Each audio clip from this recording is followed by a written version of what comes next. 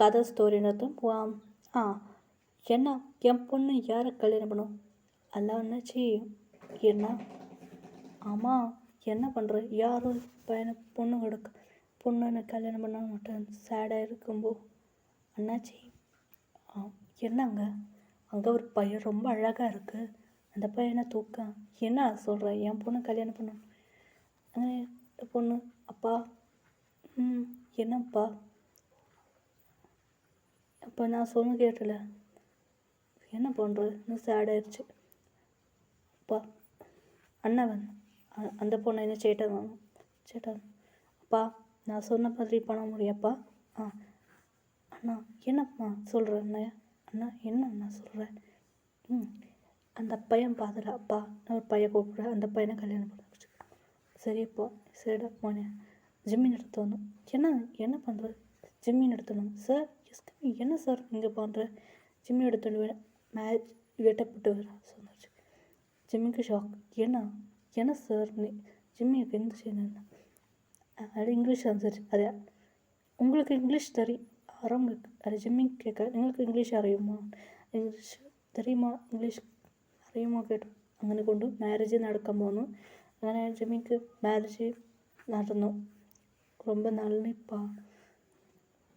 ഇത് കേട്ട് week shock. അതുമാത്രമല്ല, அந்த பொண்ணுൻ്റെ ഫ്രണ്ട് വന്നു. അന്നാ കേരളത്തിലെ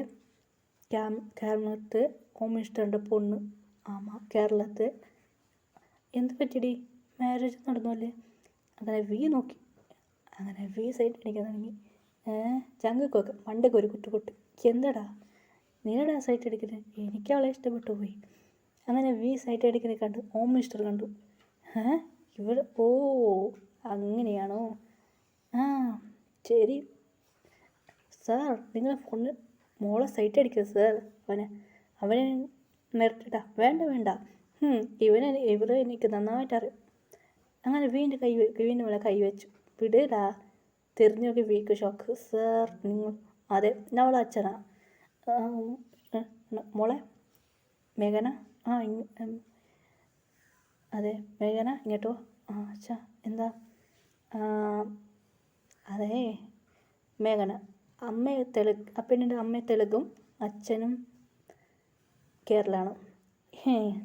മേഘന നിനക്ക് വീണ ഇഷ്ടപ്പെട്ടോ? അച്ഛൻ എന്താ പറയാം? നെക്സ്റ്റ് നിനക്ക് എല്ലാവരോടും പറയാൻ മറന്നുപോയി. മേഘനക്കും വീക്കും നെക്സ്റ്റ് എൻഗേജ്മെൻ്റ് ആണ് എന്ന് പറഞ്ഞു പോയി. ഇത് വീക്ക് ഷോക്ക്. മേഘന ഷോക്ക്. മേഘനോട് വി പറഞ്ഞു എനിക്ക് മേഘന ഫോൺ നമ്പർ. അങ്ങനെ മേഘൻ്റെ അച്ഛൻ വന്നു. ഇതാ എൻ്റെ മകളെ ഫോൺ നമ്പർ, എനിക്ക് വീൻ്റെ ഫോൺ നമ്പർ വേണം. ഫോൺ നമ്പർ കൊടുത്തു. നിൻ്റെ അച്ഛനമ്മേനോട് വിളിച്ചോണ്ട് വാ, ദാ അഡ്രസ്സ്, നീ വന്നിട്ട് എനിക്ക് കോൾ ചെയ്താൽ മതി. അച്ഛനെ വിളിച്ചോണ്ട് വന്നു. വീക്ക് ഭയങ്കര ഹാപ്പി ആയിപ്പോയി. അങ്ങനെ അതെ ജിമ്മിക്ക് ക്രിസ്ത്യൻ സൈസ് മാരേജ് നടന്നു. അങ്ങനെ പോയിരുന്നു. കുറച്ച് ദിവസം കഴിഞ്ഞു വീന് എൻഗേജ്മെൻറ്റ് നടന്നു. നെക്സ്റ്റ് മാരേജാണ്. മാരേജിക്കും അതെ ഇന്ത്യയിലും മാരേജ് നടന്നു. അപ്പോഴാണ് അങ്ങനെ കൊറിയ സൈസ് മാരേജും നടന്നു. അപ്പോൾ കൊറിയൻ സൈസ് മാരേജ് കേൾക്കുമ്പോൾ അതെ ആ പെൺകുട്ടീൻ്റെ ഹൈദരാബാദിലെ ഒരു പെൺകുട്ടി വന്നു. തെലുങ്ക് പെണ്ണാണ്. അതുമാത്രമല്ല ഹൈദരാബാദ് ഹോം മിനിസ്റ്ററിൻ്റെ മോളാണ്. ഇത് ജംഗക്ക് പിടിച്ചു. അയ്യോ ക്യൂട്ടായിട്ടുള്ളല്ലേ. ക്യൂട്ടായിട്ടിട്ട് ജംഗക്ക് സൈറ്റ് അടിക്കാതെ പുറകിന് എടുക്കാൻ തുടങ്ങി. ഇത് കണ്ട് ഹോം മിനിസ്റ്റർ ചിരിക്കാൻ തുടങ്ങി. ആരടാ ഇവൻ? അറിയില്ലടാ, നമ്മളെ ബെസ്റ്റ് ഫ്രണ്ട്സ് അല്ലേ? അതെടാ നമ്മളും തെലുങ്ക് നാട്ടിൽ ഓരോന്ന് ഫ്രണ്ട്സ്.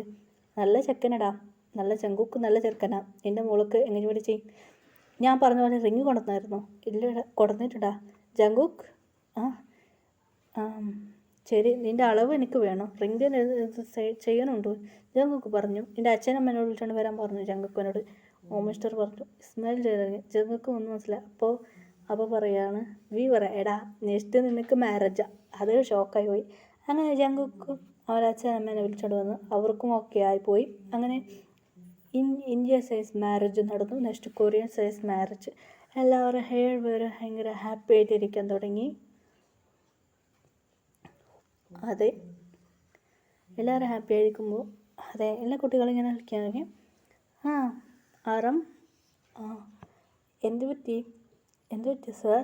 അതെ, നിങ്ങൾക്ക് 7 പേർക്കും ഗേൾസ് അല്ല കുട്ടികളുള്ളതുകൊണ്ടല്ലേ. അതിന് ഞങ്ങൾ ഒരു ഷൂട്ട് ചെയ്യാൻ പോകുന്നു, ഒരു ഡിസൈൻ ചെയ്യുമ്പോൾ. അങ്ങനെ നിങ്ങൾ കുട്ടികൾ വെച്ച് ഒന്ന് ചെയ്യാൻ പ്ലാനുണ്ടായിരുന്നു. ശരി, ഓക്കെ.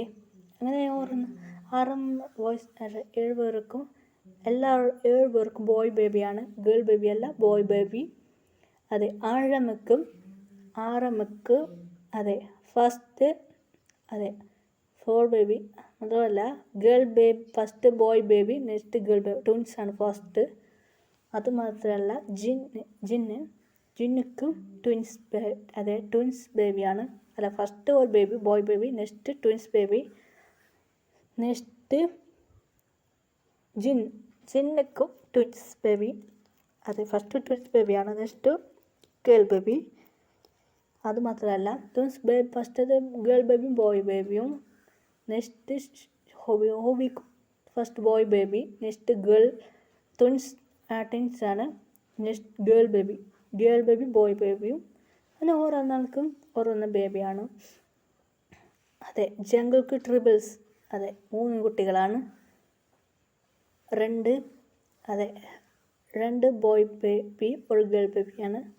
അങ്ങനെ ഓരോന്നാൾക്ക് ഓരോന്നാണ്. അങ്ങനെ സന്തോഷത്തിലിരിക്കാൻ തുടങ്ങി.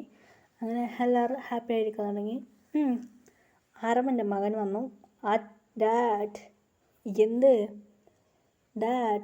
എനിക്കൊരു കാര്യം സംസാരിക്കണം. എന്താടാ ഈ പ്രായത്തിൽ എന്താടാ നീ പറയുന്നത്? ഡാഡിൻ്റെ ലവ് സ്റ്റോറി പറയ് ഡാഡ്. എന്താടാ നിനക്ക് വേണത്? അതെ ഡാഡ്, അത് ലവ് സ്റ്റോറി ഒന്ന് കേൾക്കായിരുന്നു ഡാഡ്. അത് മാം ചോദിച്ചായിരുന്നു. നിൻ്റെ മാം ഒന്ന് പോടാ ഇവിടുന്ന് എന്ന് പറയായിരുന്നു. ആറാം വഴക്ക് പറയാൻ തുടങ്ങി. ആറാമിൻ്റെ ലവ് സ്റ്റോറി ബാക്കിയെല്ലാം അറിയോ? അങ്ങനെ ആറാം ലവ് സ്റ്റോറി പറഞ്ഞു.